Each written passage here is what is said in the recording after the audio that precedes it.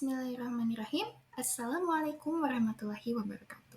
Perkenalkan, nama saya Fida Surtiniati Sofia, NPM 10060319140 dari kelas Farmasi D, akan menerangkan mengenai efektivitas ekstrakunit kurkuma domestika sebagai terapi non-farmakologi di lipidemia dan anti-aterosklerosis, di mana presentasi ini ditujukan sebagai tugas mata kuliah fitofarmaka.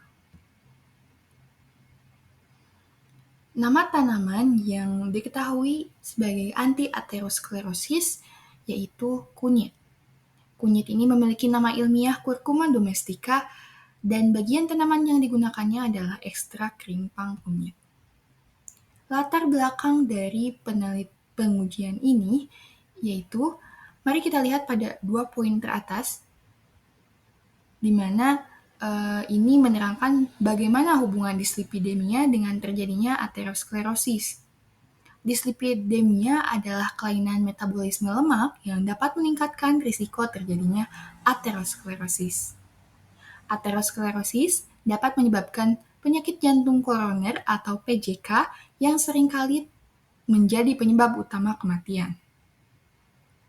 Pada poin selanjutnya, PJK merupakan penyebab kematian tertinggi di Amerika, seperti yang diungkapkan oleh American Heart Association dalam data tahun 2014 ini.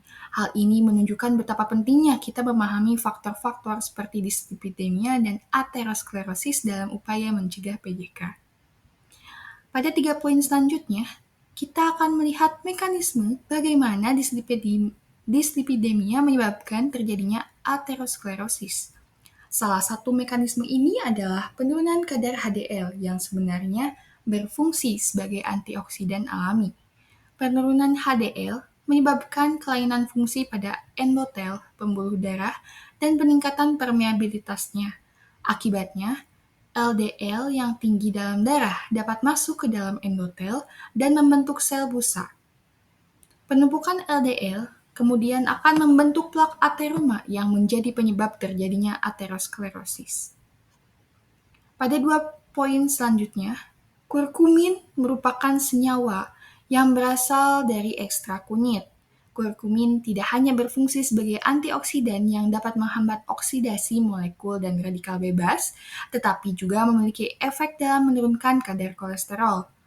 Kurkumin bekerja dengan menghambat reabsorpsi kolesterol dari sumber eksternal dan meningkatkan aktivitas enzim HMG koenzim A reduktase inhibitor yang penting untuk sintesis lemak.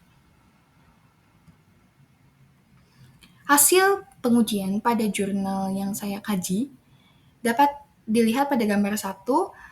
Gambar 1 merupakan gambar yang menjelaskan perubahan kadar lemak darah responden sebelum dan sesudah diberikan ekstrak kunyit, di mana penelitian dilakukan di Desa Sawotratap, Kabupaten Sidoarjo. Penderita dislipidemia diberikan ekstrak kunyit selama 12 hari. Kadar kolesterol diukur sebelum dan setelah pemberian ekstrak kunyit. Hasil penelitian yang dianalisis dengan uji t-test berpasangan menunjukkan perbedaan signifikan dalam perubahan kadar lemak darah pada responden penelitian. Mari kita lihat gambar di samping. Profil lipid untuk kolesterol, trigliserida, dan LDL sebelum pemberian ekstrak kunyit memiliki kadar yang cukup tinggi. Nah, namun setelah diberikan ekstrak kunyit selama 12 hari, kadarnya menurun. Adapun kadar HDL berkebalikan dengan 3 profil lipid sebelumnya. Pada HDL sebelum diberikan ekstrak kunyit, kadarnya rendah, sedangkan setelah diberikan ekstrak kunyit, kadarnya meningkat. Kemudian, hasil pengujian lainnya adalah pengujian yang diterapkan pada kelompok tikus Wister A, diberikan margarin selama 28 hari, kemudian diikuti oleh pemberian ekstrak kunyit selama 7 hari. Dapat dilihat pada gambar di samping merupakan gambar mikroskopik aorta tikus Wister A, di mana hasil penelitian menunjukkan bahwa pada percobaan ini, aorta tikus menunjukkan gambaran mikroskopik yang sedikit dengan sedikit sel-sel busa yang terlihat. Kemudian, pada tikus Wistar B, diberikan perlakuan di mana tikus diberikan margarin dan ekstrak kunyit secara bersamaan selama 28 hari. Berdasarkan gambar di samping, hasil penelitian menunjukkan gambaran mikroskopik aorta yang normal dengan tidak adanya sel-sel busa pada lapisan tunika intima dan tunika media. Bagaimana mekanisme aksi dari kurkumin ini?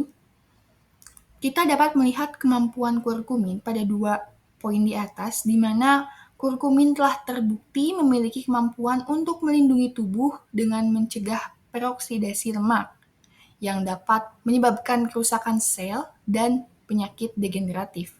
Selain itu, kurkumin juga memiliki efek anti-aterosklerosis dengan menghambat aktivitas peroksidasi. Jika dilihat dari struktur kimianya, kurkumin memiliki komponen penting seperti gugus hidroksil, beta-diketo, ikatan karbon rangkap, dan cincin fenil. Gugus hidroksil dan metoksil pada struktur berperan penting dalam menangkap reactive oxygen species atau ROS yang merupakan sumber utama stres oksidatif. Lalu bagaimana sifat antiinflamasi kurkumin dan apa kaitannya dengan anti-aterosklerosis? Kurkumin juga memiliki sifat antiinflamasi yang signifikan. Nah, hal tersebut dapat terjadi dengan cara menurunkan aktivitas faktor transkripsi NF, KB, dan AP1. Dalam hal ini, kurkumin dapat mengurangi ekspresi molekul adesi dan sitokin yang berperan dalam pembentukan plak pada dinding pembuluh darah. Mekanisme aksi kurkumin dengan memberikan efek antioksidan pada tikus Wistar A dan B, di mana pada tikus Wistar A, kurkumin menunjukkan efek antioksidan dengan mengurangi oksidasi LDL dan pembentukan sel busa. Ini dapat membantu menjaga kesehatan pembuluh darah dan mencegah perkembangan aterosklerosis. Kemudian, antioksidan kurkumin juga dapat melindungi endotel dari oksidasi lipid melalui radikal bebas. Sedangkan efek antioksidan kurkumin pada tikus Wistar B, melalui penelitian ini kita dapat melihat bahwa kurkumin mampu melindungi membran endotel dari oksidasi lipid yang dapat menyebabkan kerusakan sel. Hal ini terjadi karena kurkumin memiliki kemampuan untuk menangkap radikal bebas dan menjaga integritas seluler. Kesimpulan dari penelitian ini yaitu ekstrak kunyit mengandung senyawa kurkumin yang merupakan senyawa antioksidan yang dapat menjadi salah satu terapi non-farmakologi sebagai anti-aterosklerosis. Kurkumin dapat menurunkan oksidasi LDL yang berperan terhadap pembentukan sel busa, menekan proses inflamasi pada pembuluh darah, dan melindungi endotel pembuluh darah dari radikal bebas. Terima kasih atas perhatian Anda dalam presentasi saya tentang manfaat kurkumin sebagai anti-aterosklerosis. Semoga Anda memiliki hari yang menyenangkan dan sehat. Wassalamualaikum warahmatullahi wabarakatuh.